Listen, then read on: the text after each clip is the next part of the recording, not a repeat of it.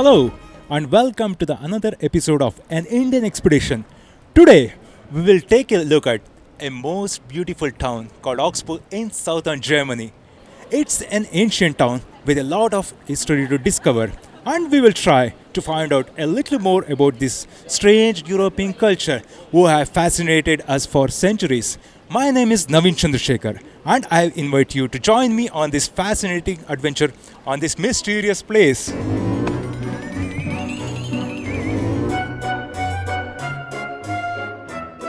Augsburg is one of the oldest cities in Germany. No one really knows how old, but they say it must be at least 2000 years old. Like in other European cities, most people here have white skin and their hair colors vary from yellow to dark brown. Throughout the centuries, many tribes from other wealthier countries moved here, and the variety of people is now more diverse but still dominated by the original indigents. With the help of these brave people who moved from their cities in this country area, the city of Augsburg now even has a university, a hospital, functional infrastructure, and a more or less functional government. As I said before, the history of the city was very old and shaped by many wars, both political ones and religious ones. Let's take a look at this violent history.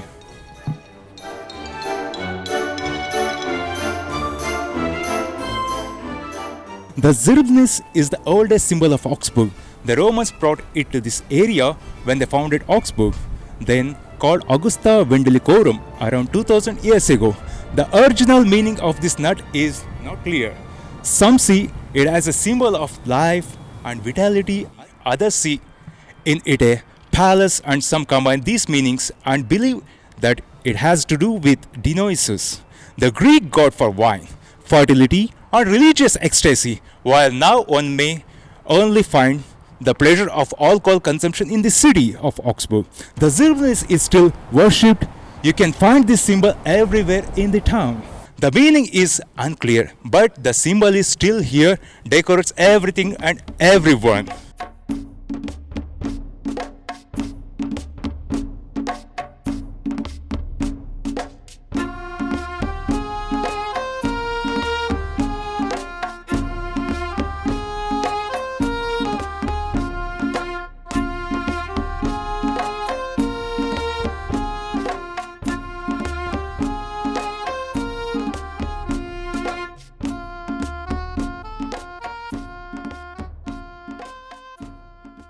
We are here in the front of Augsburg's Cathedral, a religious house or temple built around thousands years ago. There is a legend about a street going right through the cathedral, and merchants used it all the time. It is normal in European countries to worship a monolithic religion called Christianity. There are different religious orientations, but the biggest ones are called Catholics, Protestants, and Orthodox. The first two orientations still exist in Augsburg, but the house of God behind me is the Catholic one. Since I never visited any Christian temple before, I am curious to find out how it looks like from the inside. And I will also take a part in their religious rite called Messe. Unfortunately, we are not allowed to film in there because they are scared of the who disturb their communication with the dead signs. But I will inform you in the short time.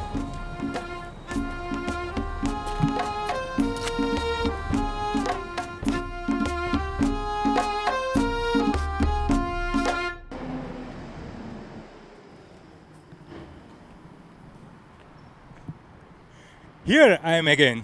This temple is the huge in the inside as it looks from the outside, with a lot of pillars and painted glasses. The messe is a little bit strange at first. There is a lot of standing, sitting, and kneeling in different order, while a man is reading aloud from an ancient book. Between the reading is something a kind of choral. Except for these few occasions of choral, everyone visiting the messe is very quiet. It ends with the priest unpacking his lunch and starting to eat and drink it in front of everyone. Then he cleans the dishes and leaves the ceremony. A member of the religious community here told me that this last part of the symbolizing the flesh and blood of the Savior, who is also the Son of the God. But if there is a priest is eating a flesh and drinking a blood of the saint, does it mean he's cannibals? We have to research a little bit more on that.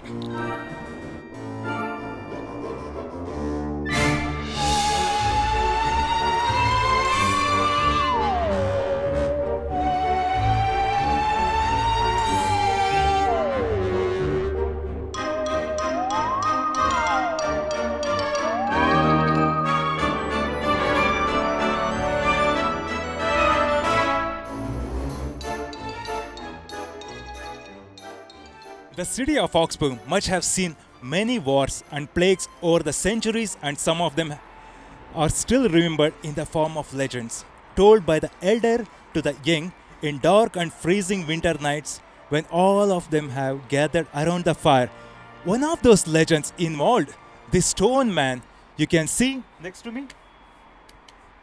According to the legend, his name was Konrad Hacker and he was a baker by profession. Now, I will try to tell you the story as I heard it from the lovely elder who want to maintain anonymity. It was an especially grim winter you could never imagine if you were only used to the cozy temperatures of India. A war ravaged the country, one that had been going on for over 20 years, and the land had turned barren. Barbarians from the distant lands in the north laid siege to the city of Augsburg, whose people were starving by the thousands every week. But so did the barbarians, who didn't expect such high walls and didn't bring enough supplies.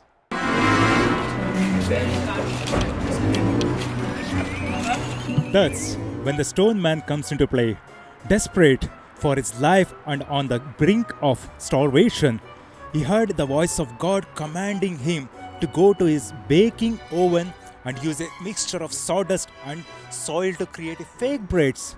The baker did as he was told ran to the city wall behind us to throw the bread into the moat. The barbarians saw that. The furious turned away, thinking that the people of Augsburg still have much food left, and the city was saved. Hey boy, please run away!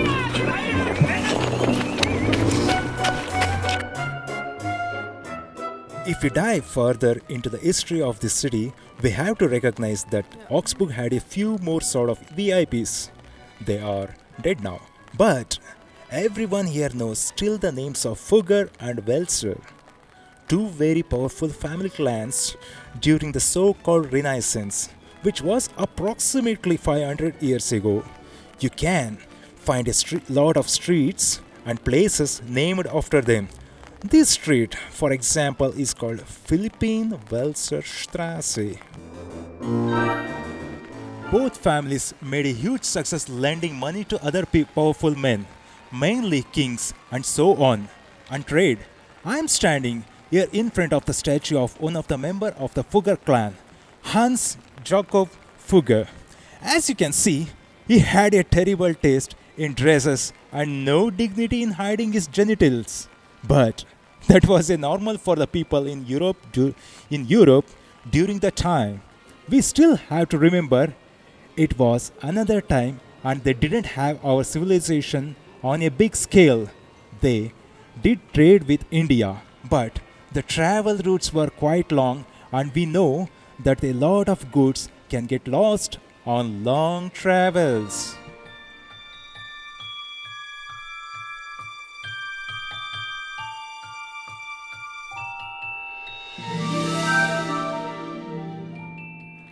As I said, the Fugger and Welser are still really famous here.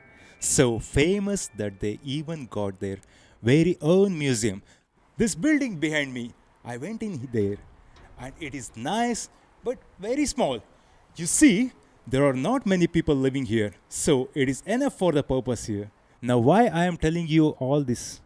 As I said, the members of these two clans were merchants and bankers, and they traded also in fabrics and spices with our beloved India.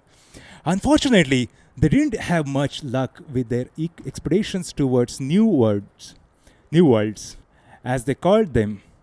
The Fugger, for example, have had some sort of branch office in Goa under the care of man called Ferdinand Kron.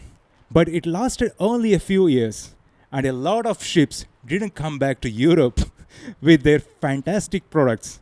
But even now, they still celebrate this glorious era of the Fugger and Welser each year with a huge fast over several days. They celebrate the time when Augsburg still had connection with India and its huge standards for civilization. Even though we only had direct contact with Augsburg for less than a decade, we had made such a good impression on them that they still feel the need to celebrate this time, to celebrate, to connect with India.